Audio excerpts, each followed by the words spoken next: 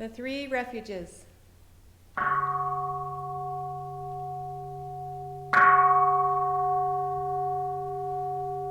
Buddham Saranam Gacchami.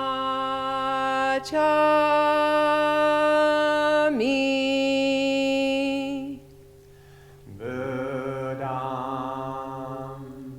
Saranam Gacchami.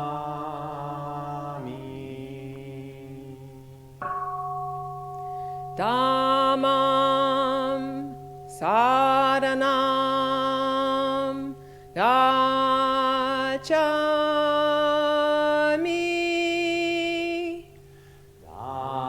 Dhammam Saranam Gacchami.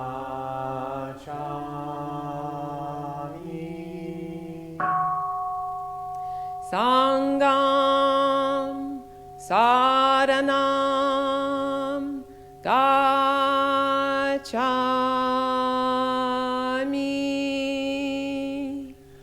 Sangham Saranam Gacchami.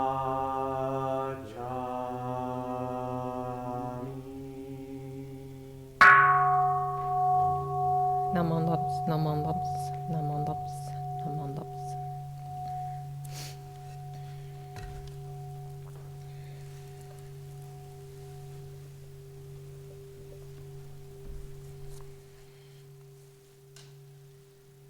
Good morning. Welcome everyone to Reno Buddhist Center and our streaming connection. Thank you for tuning in and sharing this time together.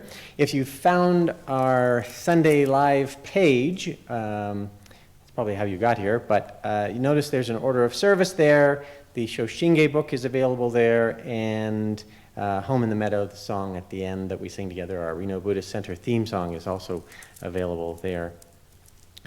There is even actually a link to the Newcomer Circle or Basic Buddhism Circle, just kind of tea time after the service on that page. Just it says go to RBC. You click on it and it zooms you to RBC, and you'll be sitting right here with us after the service. I know I begged for someone to do that last time, and 5 people came, and it was really great, except I clicked the wrong button and I wasn't there, so that's a little weird. But the challenges of our time, I suppose. We will now chant the Shoshinge and offer incense. Shinran Shonin, our founder, wrote the Shoshinge 800 years ago to share his practice of Pure Land Buddhism with us. The Shoshinge compresses his experiences and insights into one long poem. In it, we realize the principles that guide our lives. Shinran wanted us to know that our life is more than just a simple journey from cradle to grave. We are part of a long, unbroken thread of life that extends infinitely into the past and so into the future. Our responsibility there is to continue that thread in a wholesome way. We encourage everyone to chant with us at home, so download the Shoshinge so you can flip through the pages online, and offer incense. You can do that at home, at your home altar, when it's incense offering time here at the temple. Offering of incense is a cleansing of the mind and body before receiving the Dharma. That's the traditional view. And when we burn incense, it symbolizes transcending our little self. The incense is a little stick or some granules, and those are freed when they burn, and they kind of interconnect with everything around them. So it's like that. When we offer incense, we use this gesture gasho, and it symbolizes the unity of my little self and the wisdom and compassion of the universe connected together.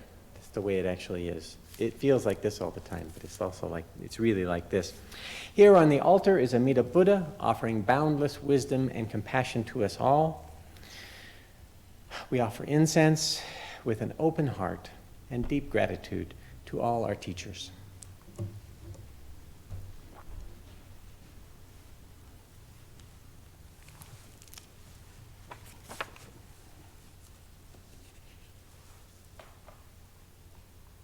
Shoshinge.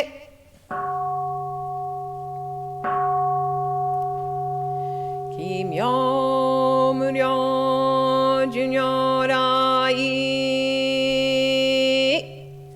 Namu fukashigi ko hozon bosai niji. Zai seiji zai obusho. Token shobu jodoin. 国土人伝自然幕根流無常修正願長法慶右大偶勢五行死唯死小樹十世妙正文字法無法無量無変更無下無体公園の少女歓喜知恵根不断難知無償根超日が交渉人生一切群上無交渉本願名号少女語死神神行願人上等学者大涅槃非死滅道願成就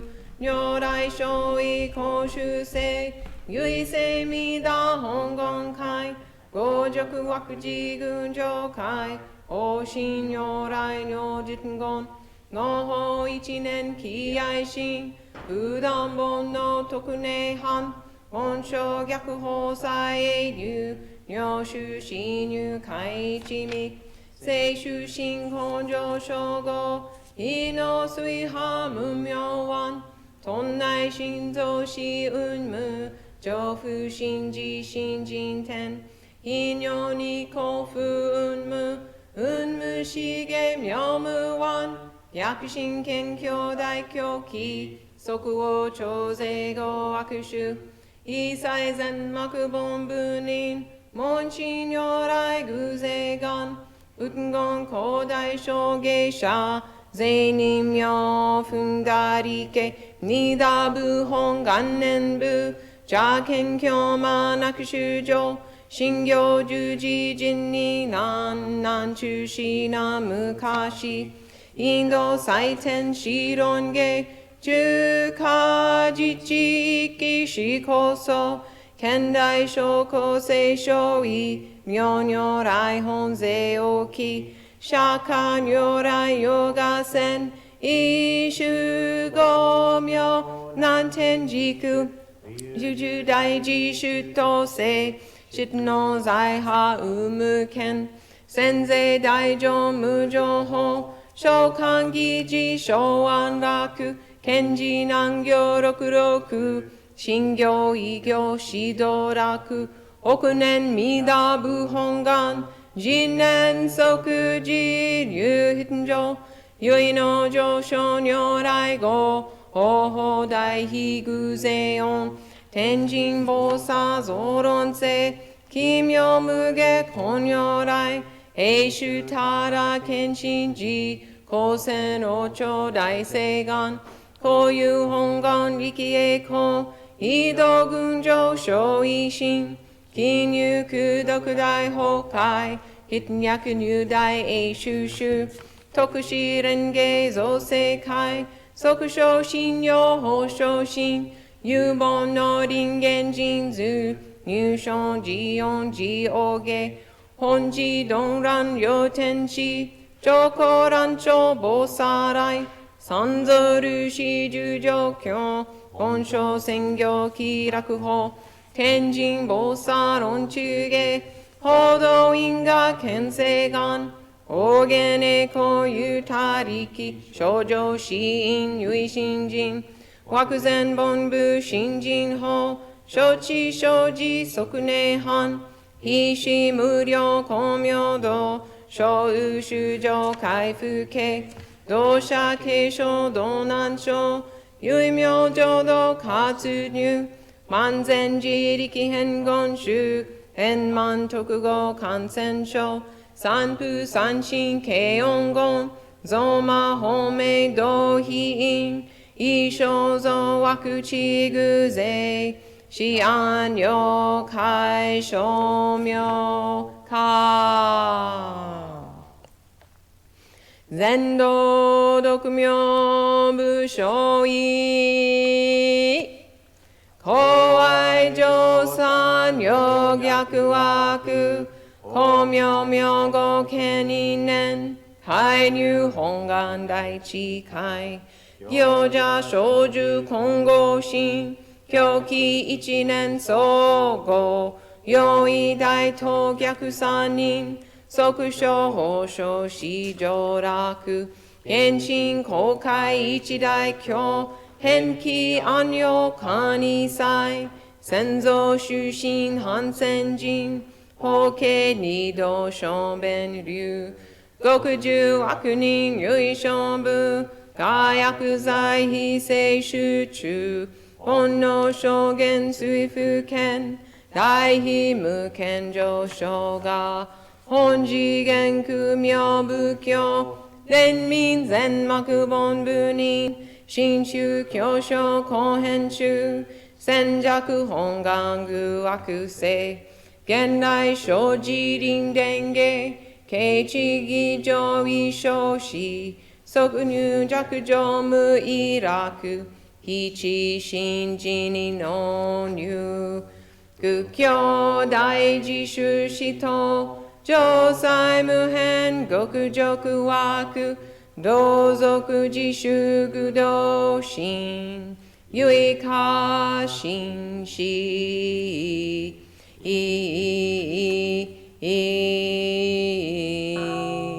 こそせ栄光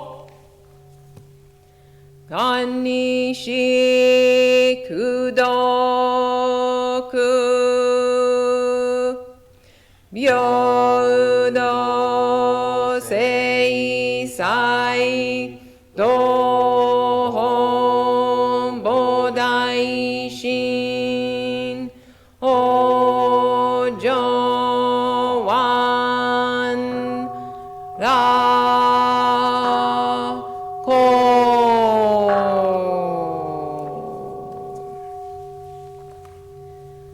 ナマンダブナマンダブナマンダブナマンダブナマンダ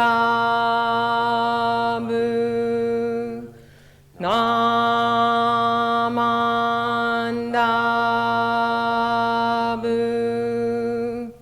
ナマンダブ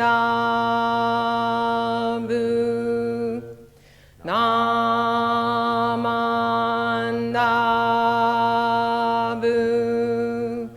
ナマンダブナマンダブナマンダブ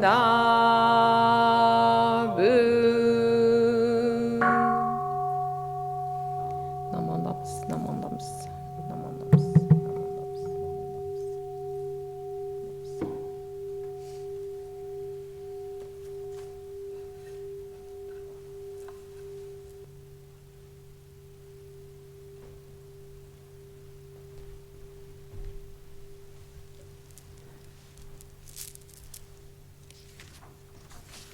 This morning's reading is the story of the mustard seed, sometimes referred to as the Gautami Sutra, but Gautami was a very important person later in life, so there's many of those references. In the time of the Buddha, there was a woman named Kisa Gautami. She lived in Savatthi. She married a rich young man, and a son was born to them. The son died. Playing with a snake, he was bitten. He was only a toddler. She watched as his life drifted away. Kisa Gotami was stricken with grief. Carrying her dead son, she went everywhere, asking for medicine to restore her son to life. She asked at every temple and every fortune teller, "Is there a medicine to bring my son back to life?" After days of searching, Gotami was bedraggled, dirty, her sari dragging along behind her, the dead boy in her arms. She ran from place to place, asking for a cure. People thought she had gone mad. But a wise man, seeing her pathetic condition, sent her to the Buddha. "Go to Shakyamuni, the Buddha. I cannot give you medicine for your child, but I know this physician can help you." She asked, "Please tell me, sir, where is he?" And the man sent her to the Jeta Grove. Kisa Gotami found the Buddha at his hut in the Jeta Grove. She cried, "Bhagwan, you must give me medicine that will cure my boy." And the Buddha answered, "I can help you, but I will need a special ingredient to make the medicine. I need 1 measure of mustard seed." Kisa brightened. Surely that would be easy to get. And the girl, in her joy, promised she would find it. But the Buddha added, "The mustard seed must be given from a house where no one has lost a child, a husband, a parent, or a friend." Unshaken, the girl ran through the town of Savatthi, from house to house. The people pitied her and said, "Oh, yes, here is mustard seed, take it." But when she asked, "Did a son or daughter or father or mother die in your family?" they darkened, and they answered her, "Alas, the living are few, but the dead are many. Do not remind us of our deep grief in our loss." All were happy to give the seed, but none were untouched by death and loss. Kisa Gotami became weary and hopeless and sat down on a hillside, watching the city there as night fell. The lamplights flickered up in the houses and were extinguished again after some time. The Buddha, through his great vision, saw Kisa Gotami there.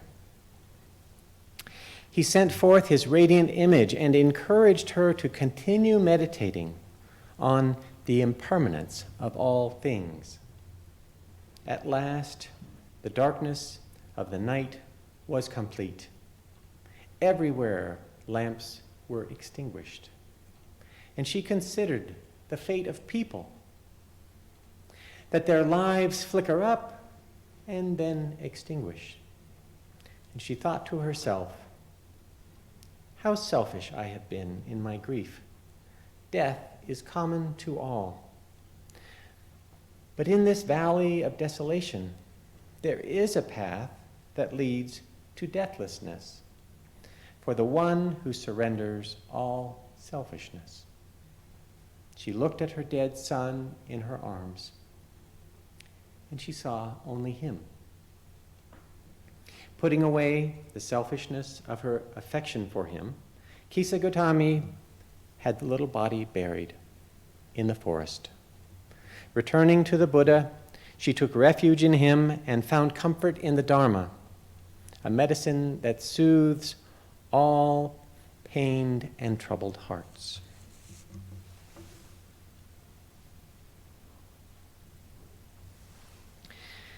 We will now have a few minutes of meditation accompanied by chanting. The chant is written in your order of service. Please stay quiet where you are and meditate or chant as you are comfortable.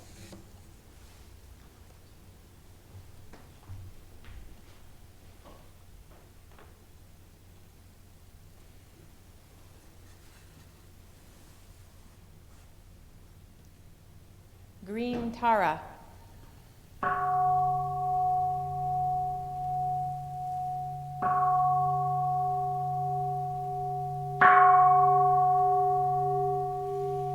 Om Tare Tu Tare Tu Re Svaha. Om Tare Tu Tare Tu Re Svaha. Om Tare Tu Tare Tu Re Svaha. Om Tare Tu Tare Tu Re Svaha. Om Tare Tu Tare Tu Re Svaha. Om Tare Tu Tare Tu Re Svaha. Om Tare Tu Tare Tu Re Svaha. Om Tare Tu Tare Tu Re Svaha. Om Tare Tu Tare Tu Re Svaha. Om Tare Tu Tare Tu Re Svaha. Om Tare Tu Tare Tu Re Svaha. Om Tare Tu Tare Tu Re Svaha. Namo loves, namo loves, namo loves.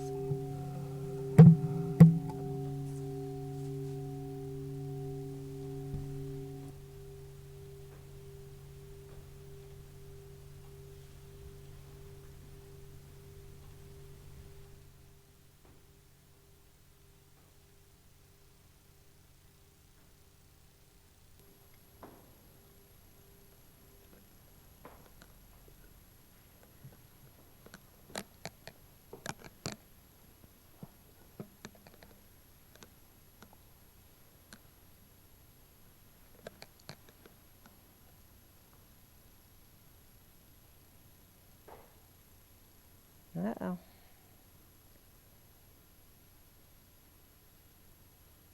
I'm getting it. Here we go. Yay. Okay. I am a technically challenged priest that refuses to enter the 21st century, but I'm learning. Okay. Welcome. Being together is good. I am happy that we can share the Dharma this way, at least. You have tuned in to our live stream. That's great. We have a sign out front. Everyone is welcome, it says. We still mean that, in spirit. I've lost count of the weeks since the governor asked us to limit non-essential activity to slow the spread. It is so hard to stay apart, but please stick with it. It is working. And please wear a mask whenever you are in public, even if you feel fine. You may be new to Reno Buddhist Center, and you found us somehow on our YouTube or Facebook streaming sites. Good job. You are very welcome to be with us today. Our service is patient and subtle. You have noticed that already. We encourage you to participate in any of our weekly activities. practicing chanting, contributing in our Dharma book group, our Golden Light meditation, and our new Refuge Recovery Zoom group on Fridays, and yoga on Saturday. You can find all the details on our website. What we are here to do now is to consider our spiritual life. With the help of the Buddhas and Bodhisattvas, we express gratitude for everything we receive in life and their insights by saying Namu Amida Butsu. Today's topic can be a bit awkward. Death. It's almost taboo in our society. People seldom consider death. But these days we need to face it and understand that our view colors our experience. Our mind creates our reality. Fearful mind, fearful world. Courageous mind, courageous world. Grateful mind, bountiful world. The Kisa Gotami story is the single go-to story for Buddhist teachers when death is in consideration. Gotami's inability to face reality as the source of her suffering, her desperate, deranged wandering, is the mind state of all who lose a dear one. Grief is dis-ease in the extreme. We all have to face it as we can, when we can. The Buddha is so gentle in the story. His answer to her plea is, yes, I can bring your son to life, but you need to do this for me first. Collect one portion of mustard seed from each household in the city who has never been touched by death. That put her on a path to realization, a path to seeing the truth that every family is faced with death, every country, every place, everyone. When she faced this truth, she was able to let go. She made space for her very real grief. Rather than her delusion of clinging to the boy's now past life, there is undeniable suffering. So we face it. Tears will come and they will flow for a while and they will end. Your suffering will ebb for a time. The Buddha's teaching is often called the truth of suffering. The Buddha identified 4 fundamental sufferings: birth, illness, aging, and death.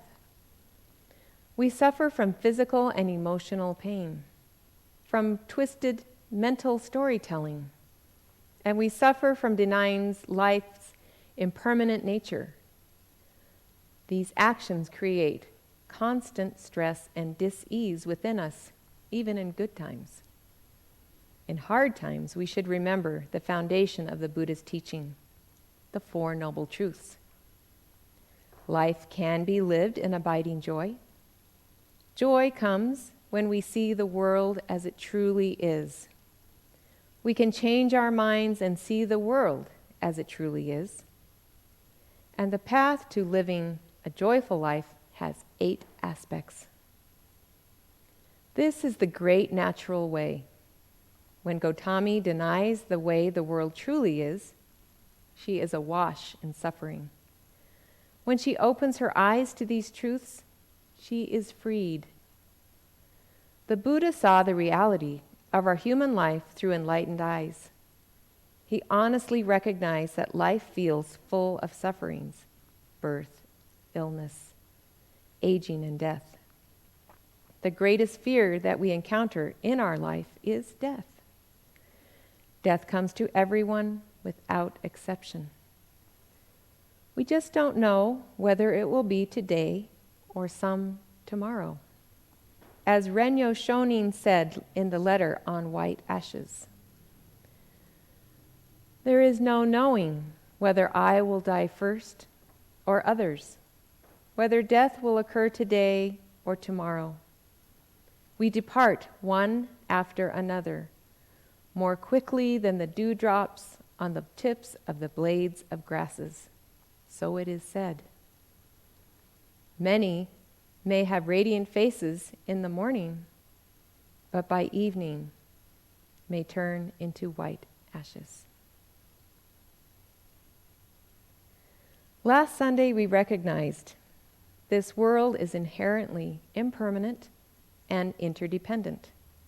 All things in this world are constantly changing and depend on others for their existence. We humans are no exception. All things in this world, including life and death, are empty of separateness, just temporary events. There is no permanence even to the self. So dying and death is just a natural part of life, an unavoidable reality. To live a life of true peace and happiness, we need to understand this quality of the world. If we don't recognize interconnection and change, if we cling to I, me, my, and an imaginary world of eternal things, then we inevitably live a life of great pain and suffering. But we have options. I'd like to read another letter from Renyo Shonin called Ekire o Fumi. He begins, people have been falling sick and dying in large numbers in recent days. However, it is not that they are simply dying because of an epidemic. Our death is the karmic endpoint of our whole life is destined to, from the moment of birth. We should never be too frightened by this. When people die these days, however, everyone feels that it must be a result of the epidemic. This is perfectly understandable. This is why Amida Buddha has vowed he will save, without fail, all sentient beings who entrust themselves single-heartedly, even ignorant beings of the difficult age, such as ourselves, heavily burdened with bad karma, no matter how unwholesome their karma might be. At a time like this, we trust in Amida Buddha all the more deeply. Realizing that we will see birth in the land of utmost clarity, we should never entertain the slightest speck or droplet of doubt toward Amida Buddha. We revere Amida steadfastly and single-heartedly. Once we have realized this, saying Namu Amida Butsu, Namu Amida Butsu, becomes a joyful expression of our gratitude to Amida for saving us so easily this way. This, in other words, is the Nembutsu of grateful response to the Buddha for all that is done for us. Humbly and respectfully, Renyo Shonin, written June 4th in the year 1492. When I read this letter from Renyo Shonin last week, it felt eerie, like he was looking at us, speaking to us in 2020, but from the year 1492. He was experiencing what we are experiencing. It is not surprising that his words are right on the mark. I felt like he was speaking directly to me across hundreds of years. Renyo wrote pastoral letters to followers as a way of streaming his thoughts to them.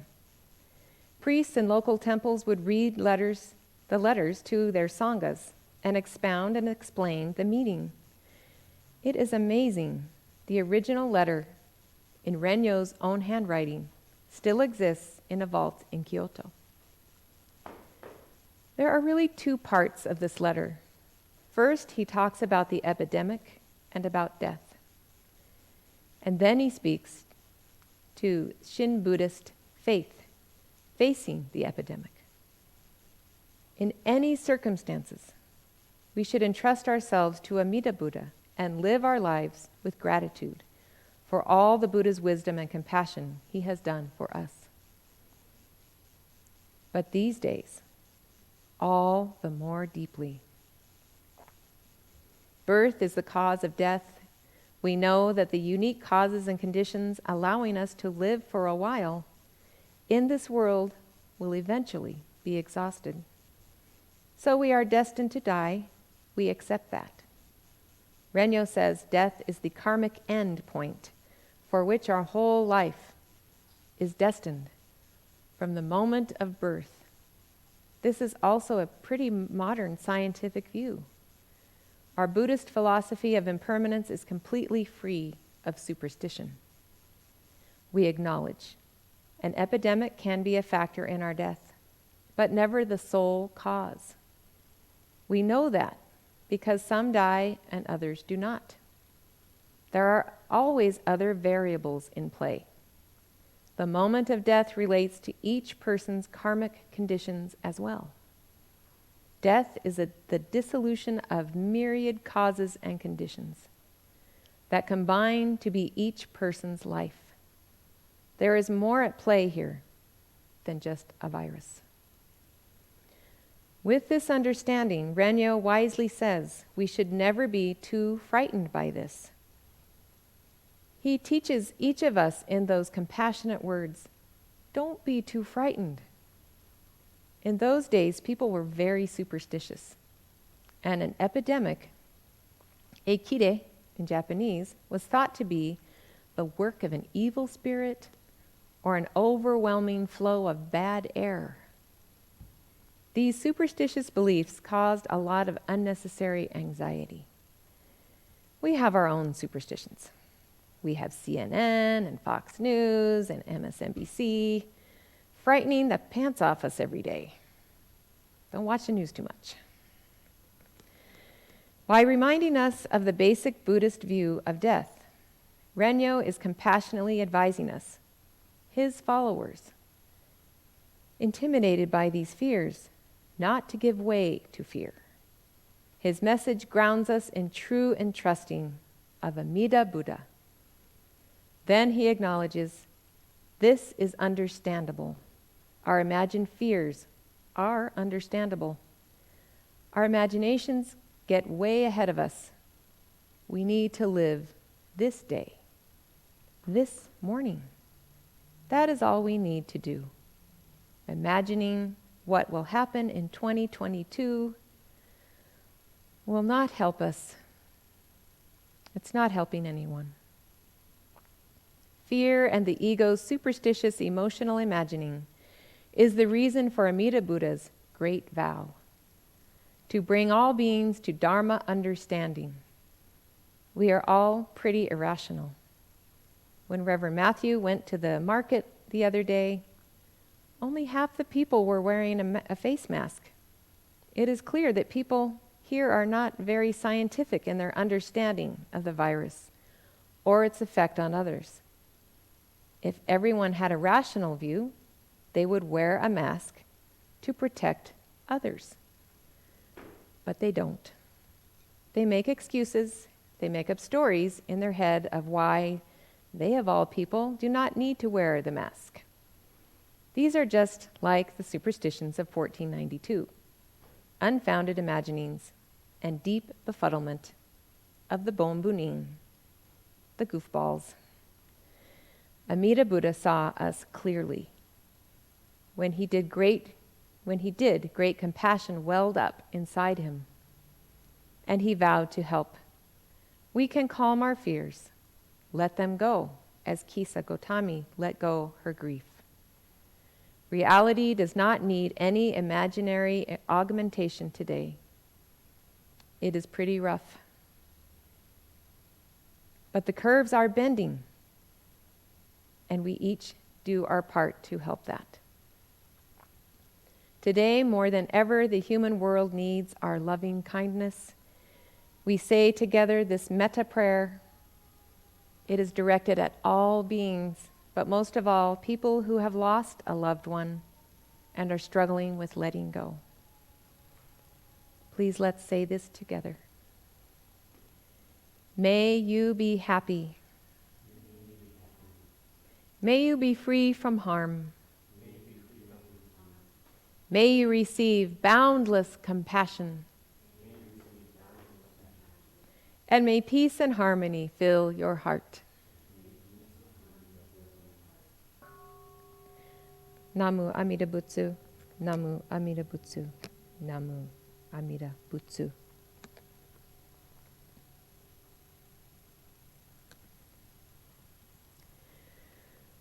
Thank you so much for being here and sharing the Dharma, this very important message that we all need to take to heart.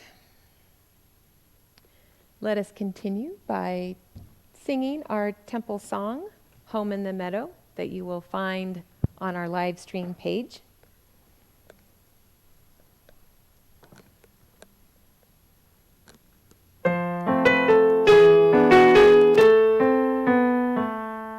Away, away, come away with me, where the grass grows wild and the winds blow free.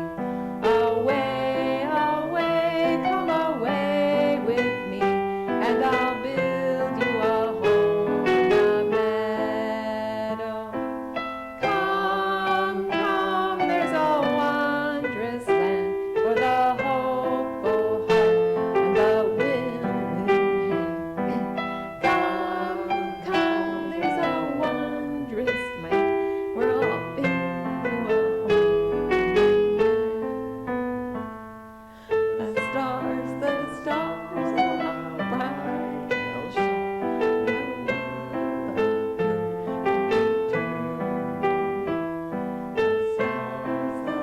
stars, oh how bright they'll shine.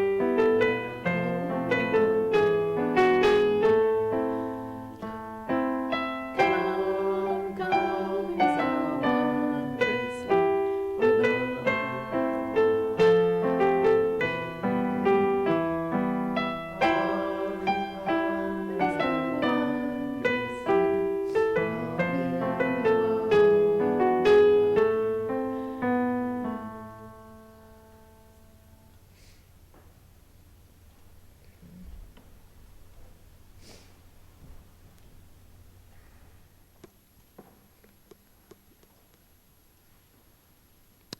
It's not surprising I couldn't make it through that song today. As we miss Dr. Matsunaga and Reverend Alicia so much, and that was their song. But they are still with us in spirit, and we feel them. We feel their presence every day, but we miss them. So, announcements. Mask, get a mask. Make a mask. We would love your donations of a mask. If you would like to sew masks, you can get a pattern on the internet and drop them off at the temple. And we still have a few masks left. We've had people from the Sangha come and get the masks, which has been wonderful. Not only are you wearing a mask, but we get to chat with you for a few minutes, which brightens our day tremendously. We did give one to the FedEx man who delivered some boxes, and a postal worker. And so, yes, we are definitely disseminating masks. And so if anyone would like to make more, we will eventually run out if we don't get more. So we will have tea after at Basic Buddhism Circle momentarily. So go to our webpage and click on the Go to RBC button. Thank you, and be very well and safe. We are all with you in spirit and just wish you all the best. Namon Dops, Namon Dops, Namon Dops.